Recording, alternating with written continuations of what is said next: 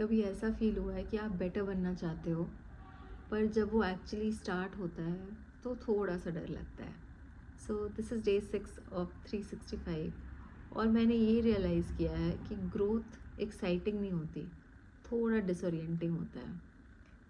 ऐसा लगता है जैसे कि मैंने पुराना घर छोड़ दिया है और नए घर में अभी तक एडजस्ट नहीं कर पाई हूँ और कहीं बीच में खड़ी हूँ। पुराना घर थोड़ा छोटा था, मेसी था, लाइट थोड़ी कम आती थी और सफोकेटिंग भी था, बट मुझे उसके कॉर्नर्स पता थे। मुझे पता था कि कौन सी जगह बैठ के ओवर थिंकिंग करनी है। मुझे पता था यहाँ से रोशनी आएगी। मुझे ये भी पता था कि लाइट बोर्ड के स्विचेस कहाँ पर हैं। वो सेफ था, फेमिलियर था। वो घर मेरी पुरानी आइडेंटिटी थी। अब मैं नए घर शिफ्ट हो रही हूँ। ये बेटर है, ज़्यादा लाइट आती है, ज़्यादा बड़ा है, मैं खुल के सांस ले पा रही हूँ। लेकिन मुझे इसके कॉर्नर्स अभी भी नहीं पता। मुझे अभी भी नहीं पता कौन से रूम में सेटल होना है, लाइट बोर्ड के स्विचेस कहाँ हैं और कहाँ बैठना है just to feel myself. Growth बिल्कुल ऐसा ही होता है। ब्रेन को पुराने पैटर्न्स तो याद होते हैं, लेकिन अनफेमिलियरिटी से थोड़ा सा वो ऑकवर्ड फील करता है। उसे पता होता है कैसे डिले करना है, कैसे सेल्फ सैबोटैज करना है, कैसे प्रोक्रेस्टिनेट करना है। तो ब्रेन कहता है सुनो सुनो सुनो, no no no no no, this is not you, you can't be this, this is just not you. Familiar हो जाओ, कंफर्टेबल हो जाओ। नहीं नहीं नहीं नहीं, panic mode on. Not because you can't grow, but because unfamiliar चीज़ें brain को थ्रेट लगती हैं और वो आपको कंफर्टेबल रखना चाहता है, सेफ रखना चाहता है।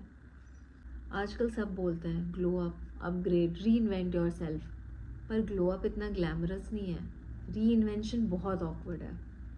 जब आप डिसिप्लिन में रहने लगते हो, जब आप अपने उस वर्जन को शट अप करके आगे बढ़ते हो, जब आप दिखना चाहते हो, जब आप विजिबल होना चाहते हो, तो वो आपके आसपास के लोगों के लिए भी ऑकवर्ड होता है और आपके खुद के लिए भी।